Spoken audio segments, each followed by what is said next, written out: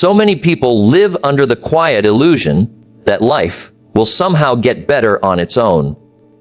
That one day, by some stroke of luck, everything will align perfectly. We hold on to the hope that if we just wait long enough, circumstances will shift, doors will open, and opportunities will land at our feet. But I want to tell you something important. Chance is not a strategy. Waiting is not a plan. And luck, by itself, is no substitute for responsibility. Think about it for a moment. If your life were to suddenly improve tomorrow, without you making any changes, what would that mean? It would mean that you are a passenger in your own life, not the driver. It would mean that the direction of your future depends on forces outside your control. Now that's not only risky, it's dangerous. Because when you rely on chance, you give away the steering wheel of your destiny. What really changes a life is choice. It's the decisions we make every single day. The decision to learn instead of remain ignorant. The decision to act instead of procrastinate. The decision to take responsibility instead of shifting blame. These choices, when added up over time, create the structure of our lives. They form the architecture of our future. Let me give you a simple example. Two people may start in the very same place. They may have the same level of education, the same environment, even the same resources. But one decides to spend 2 hours every evening studying, while the other decides to spend that same time watching television.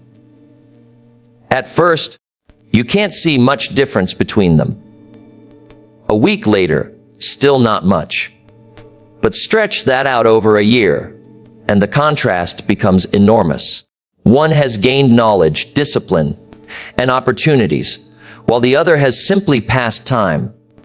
Was it chance that separated them? No, it was choice. You see, life doesn't improve by accident. It improves by design. The mind loves to trick us into thinking otherwise. It whispers, maybe tomorrow will be better, or maybe if I'm lucky, things will change. That's the illusion of chance. It's comforting because it requires nothing from us. But the truth is uncomfortable. Life demands participation. It demands that we roll up our sleeves and say, if it's going to change, it has to begin with me. Now, I'm not dismissing fortune. Yes, chance events do occur. A meeting, a conversation, a random encounter. These things can open doors. But let's be clear, opportunity only reveals itself to the prepared. The lottery ticket may give you money, but it cannot give you wisdom. A lucky break may introduce you to someone powerful, but it cannot sustain the relationship for you. Chance may open the door, but only choice allows you to walk through it and stay inside. Here's the deeper psychological truth. When we rely on chance, we live in passivity, and passivity breeds helplessness. We start believing that the quality of our life is determined by forces we can't control. By the government, by the economy, by other people's decisions. But when we shift to choice, something powerful happens. We reclaim agency. We discover that while we may not control the weather, we can control the sails. We may not direct the wind, but we can adjust the course. Philosophers throughout history have echoed this idea. The Stoics said that we cannot govern external events, but we can govern ourselves. Viktor Frankl, who endured the horrors of a concentration camp, wrote that the last of human freedoms is the ability to choose one's attitude in any given set of circumstances. These truths point to the same conclusion: life bends not to chance, but to choice. So let me say this plainly. If you want your life to get better, stop Stop waiting for luck. Stop hoping that circumstances will rescue you. Decide. Choose. Take responsibility. Because the day you fully accept that your choices, not chance, shape your destiny, that's the day your life begins to change. If choice is the beginning, then change is the bridge. You see, the moment you decide, life doesn't instantly transform. The decision is the spark, but it is change that provides the fuel. Nothing grows without change. And yet, change is the very thing most of us resist. We cling to the familiar, even if it's uncomfortable, because the familiar feels safe. The irony is, the very comfort we protect becomes the cage that holds us back. Think about nature for a moment. A seed does not become a tree without breaking open. The caterpillar cannot stay a caterpillar and expect to fly. Every form of growth requires a surrender of the old. And the same is true in our lives. You cannot hold on to the same routines, the same patterns, the same thinking, and expect a new outcome. If nothing changes, nothing changes. Now, the challenge with change is that it feels disruptive. The brain resists it. Psychologists tell us the mind is wired for efficiency. It wants to conserve energy, repeat patterns, stick to habits. That's why when you try to start a new routine, there's resistance. Your mind whispers, "Stay where you are. It's easier here." But here's the truth: what feels easy now often makes life harder later. And what feels hard now often makes life easier later. Change is difficult in the moment, but it pays dividends in the future. One of the greatest mistakes people make is waiting for change to come to them. They say, "I'll change when circumstances force me to. I'll change when I have no other choice." But by then, the cost is usually greater. Think of someone who waits until their health collapses before they change their habits, or someone who waits until their finances are ruined before they learn discipline. Change delayed is growth denied. The wise don't wait for life to push them. They choose change before it becomes unavoidable. And here's where it gets philosophical. Change is not just about doing something different. It's about becoming someone different. Growth is not simply adding more information. It's transforming your identity. The person you are today has created the life you have today. If you want a different life, you must become a different person. That's the essence of growth. Not cosmetic adjustments, but a deeper shift in mindset, character, and behavior. Now, don't misunderstand me. This doesn't mean you have to tear down your entire life overnight. Change doesn't have to be dramatic to be powerful. It can start with something small. Waking up an hour earlier, reading 10 pages a day, shifting your diet slightly, saving a small percentage of your income. These small changes compound, and as you grow into them, they create capacity for bigger changes. Growth is incremental, but it is also exponential. Over time, the small seeds of change grow into forests of transformation. Some people say, "But what if I fail?" Well, failure is also part of growth. No change comes without friction, without mistakes, without setbacks. But that's not failure, it's feedback. It's the universe saying, adjust your approach, learn the lesson, try again. Every master of any craft has walked through the valley of failure before they reached the peak of success. Change will test you, but it will also teach you. So ask yourself, where in your life are you resisting change? Where are you clinging to comfort when growth requires courage? Because the truth is, you can't keep both. Comfort and growth rarely live in the same house. To grow, you must choose change, and in choosing change, you begin to unlock your potential. Let me leave you with this thought: change is not a threat, it is an invitation. The invitation to grow into the person you were always meant to be. So, if choice is where it begins and change is how we grow, then responsibility is what keeps it real.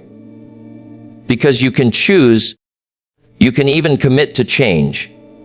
But unless you take full responsibility for your life, you will always find an excuse to step back when it gets difficult. Responsibility is the glue that holds growth together. The temptation, of course, is to blame circumstances. We say, I would be further ahead if the economy were better, if I had different parents, if I lived in another city, if I had more opportunities. But let's think about this carefully. If your life is dictated by circumstances, then you are nothing more than a product of your environment. That means you are powerless, waiting for the stars to align. But history tells us otherwise.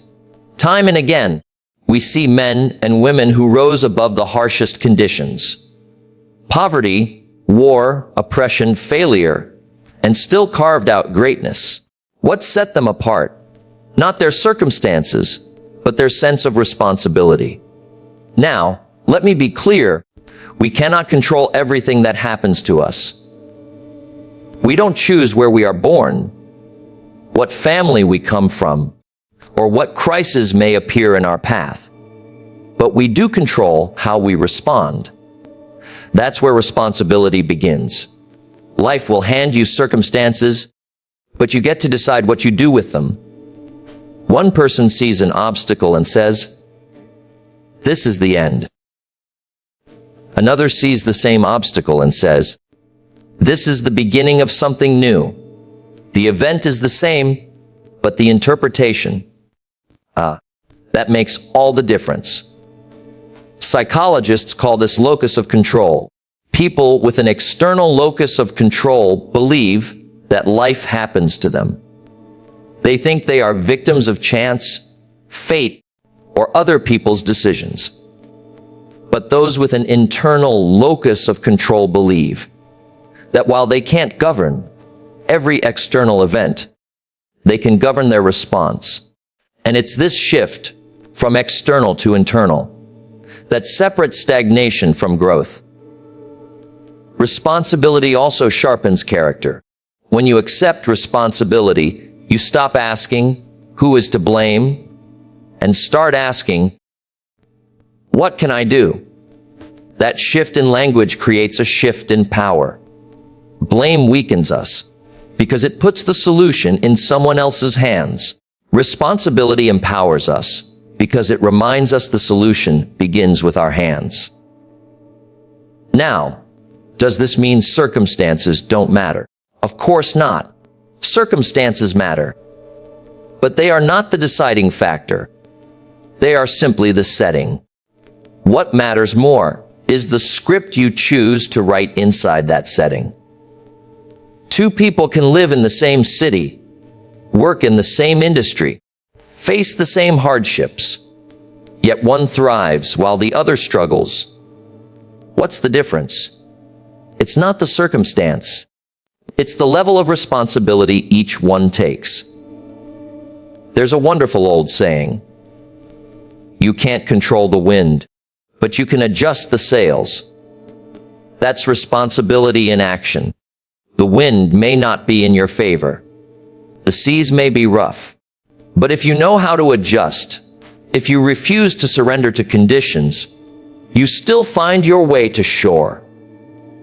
Now, here's the uncomfortable truth. Responsibility requires humility. It asks you to stop pointing fingers and start looking in the mirror. That's not easy, because the mirror reveals the role we play in our own struggles. But here's the good news. Once you see it, you can change it. The very act of taking responsibility gives you the power to rewrite the story. So the next time you feel tempted to complain about circumstances, pause and ask yourself, what can I take responsibility for right now? Because when you shift from blame to responsibility, from external excuses to internal ownership, that's when life begins to move in your favor. Once we embrace responsibility, another challenge arises, the courage to break patterns. Because let's be honest, responsibility without action is just theory. You can admit that your choices matter. You can accept that change is necessary. But if you remain trapped in the same cycles, nothing really moves forward. Growth demands that we interrupt the patterns that have been running our lives. Now, why is this so difficult? Because patterns feel safe.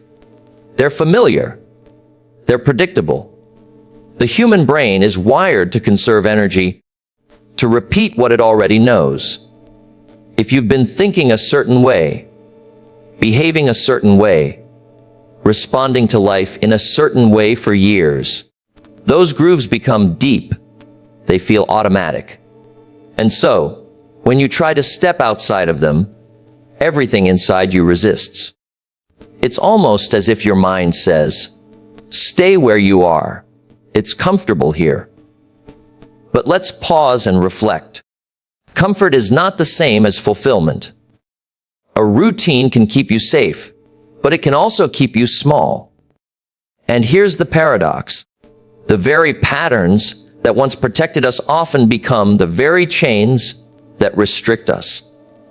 Think of it like a child's bicycle with training wheels.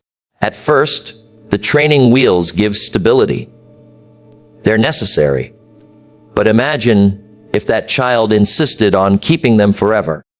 What began as support would eventually become limitation. Life works the same way. Breaking patterns requires courage because it feels like loss at first. You are letting go of the familiar, the known. That might mean ending an unhealthy habit, walking away from an unproductive environment, or even challenging a belief you've carried for years. And the mind doesn't like loss, it clings. But here's where responsibility comes in. If you continue clinging to the same patterns, you also cling to the same results. And if the results aren't serving you, then courage becomes the only real option. There's a psychological principle at play here. It's called homeostasis, the body and mind's natural tendency to return to equilibrium. In other words, whenever you try to change, your system will attempt to pull you back to normal. That's why it feels so uncomfortable when you begin a new routine or adopt a new mindset. But discomfort isn't danger. It's a signal that you are stepping into new territory. And new territory is where growth lives. Think about anyone who has achieved something extraordinary. At some point, they broke a pattern. They stopped repeating what was common and dared to attempt what was uncommon. They disrupted their own routines before life forced them to. And in doing so, they created space for something new to emerge. The writer who wakes up 2 hours earlier to practice. The entrepreneur who walks away from a secure job to build a vision. The person who decides that the cycle of unhealthy living ends with them. These are acts of courage, not chance. The truth is, breaking patterns is rarely dramatic. More often, it's quiet and consistent. It's saying no when you used to say Wes. It's replacing 1 hour of distraction with 1 hour of learning. It's pausing before reacting, where once you lashed out in anger. These may seem small, but every small break in an old pattern is the birth of a new future. Now, let's not romanticize it. Pattern breaking will feel uncomfortable. People around you may not understand. You may even feel moments of doubt.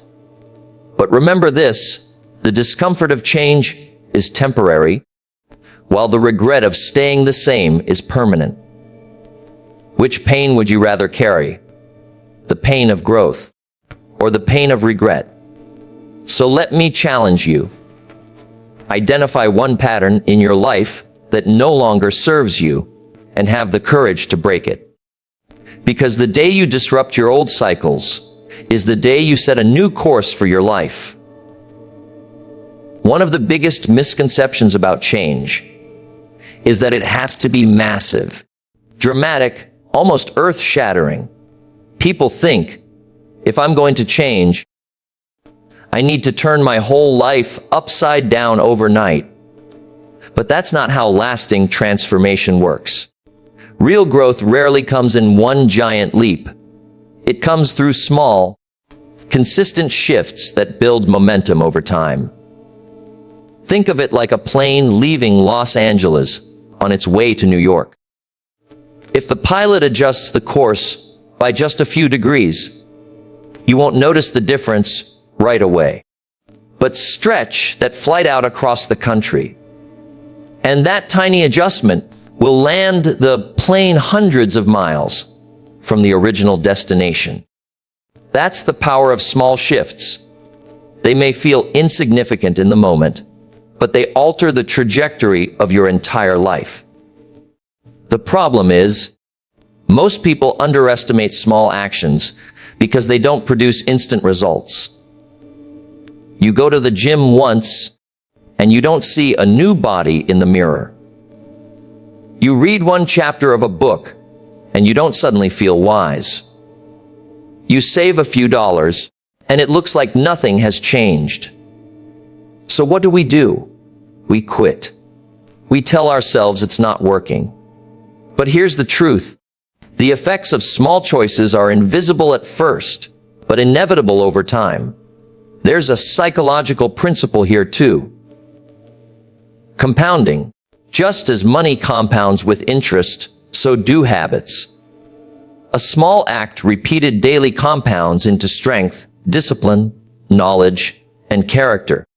The tragedy is that negative habits compound as well. One skipped workout leads to another. One unhealthy meal becomes a pattern. One day of procrastination becomes a lifestyle. The direction may be subtle at first, but over years, it creates a chasm between where you are and where you could have been. Now, here's where responsibility and courage meet the practical. You don't need to revolutionize your life in a week. You just need to begin with something small and stick with it. Wake up 30 minutes earlier and use that time to read, reflect, or plan. Replace 1 hour of scrolling with 1 hour of building. Swap one negative thought with one intentional affirmation. Do it consistently and watch how the course of your life shifts. I'll give you an example. Suppose two people both decide to improve their health. One goes on a crash diet, trying to change everything overnight. The other simply decides to cut out sugary drinks and walk 20 minutes a day. Who succeeds? More often than not, it's the second person. Why? Because their change is sustainable. Small shifts are sustainable. And sustainability is the secret to lasting impact. Philosophically, this connects to the law of cause and effect. Every cause, no matter how small, produces an effect. You don't have to create the biggest cause. You just have to create a consistent one. The ripple grows with time. Small choices accumulate until one day, the effect becomes undeniable. People around you may call it luck or chance, but you'll know it wasn't luck. It was the quiet power of daily decisions. And here's something important. Small shifts don't just change your habits, they change your identity. Every time you follow through on a small action, You cast a vote for the kind of person you are becoming. Read one page. You are becoming a reader. Save $1. You are becoming disciplined with money. Exercise for 10 minutes. You are becoming someone who values their health. Identity is not built in giant leaps. It's sculpted in small strokes. So don't despise small beginnings. Don't ignore the small choices. They are the seeds of transformation. And remember, the seed does not look like the tree, but without the seed, the tree could never exist. If small shifts create big impact, then the ultimate purpose of those shifts is this: to become the author of your own future. Because at the end of the day, life isn't about drifting. It's about designing. And the truth is, if you don't design your life, someone else will design it for you. Society will hand you a script. The culture will hand you expectations. Other people will hand you their priorities. And if you're not careful, you'll wake up one day living a life you never consciously chose. This is why authorship matters. To be the author of your future means you stop living by default and start living by design. You move from reacting to creating. You stop asking, "What will life hand me?" And you start asking, "What will I build with the tools I already have?" Now, let's ground this in something practical. Being the author of your future doesn't mean you can predict or control every twist in the story. Life will always bring surprises. There will always be challenges you didn't write into the script. But here's the distinction. Even if you can't control every chapter, you still control the theme. You still decide whether your story will be one of resilience or resignation, of growth or stagnation, of courage or fear. Philosophers have wrestled with this idea for centuries. Some say life is fate, others say it's free will. But regardless of where you stand, one thing is certain: the moment you take responsibility for shaping your own narrative, you move closer to freedom. Viktor Frankl, who endured one of history's darkest horrors, said that while everything can be taken from a person, the last freedom is the freedom to choose one's attitude and direction. That is authorship. And here's something to reflect on. Every author begins with a blank page. That page can be intimidating, but it's also liberating. Your past does not have to dictate your future. Just because you've repeated a pattern for 10 years doesn't mean you have to repeat it for the next 10. Just because you've been defined by circumstance doesn't mean you have to be confined by it. Every day is a new page. Every choice is a new sentence. And over time, those sentences build into chapters that define your destiny. The mistake people make is waiting until the end of their life to think about authorship. They look back and say, "I wish I had written a different story." But authorship is not something you do at the end. It's something you do now, in real time. You are writing the story today that you will look back on tomorrow. And if you want to look back with pride, instead of regret, you have to pick up the pen today. Now, what does it take to write a great story? Intention.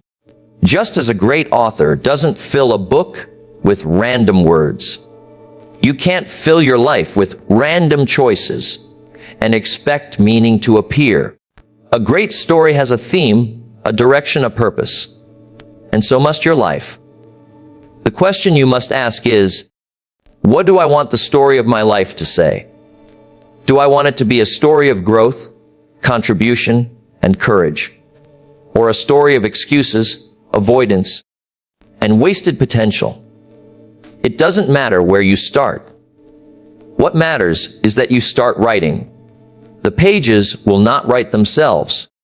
The pen is already in your hand. You just have to use it. So let me leave you with this. Chance may write the opening chapter, but only choice and change can write the rest. The question is, will you be the reader of your life or the author of it?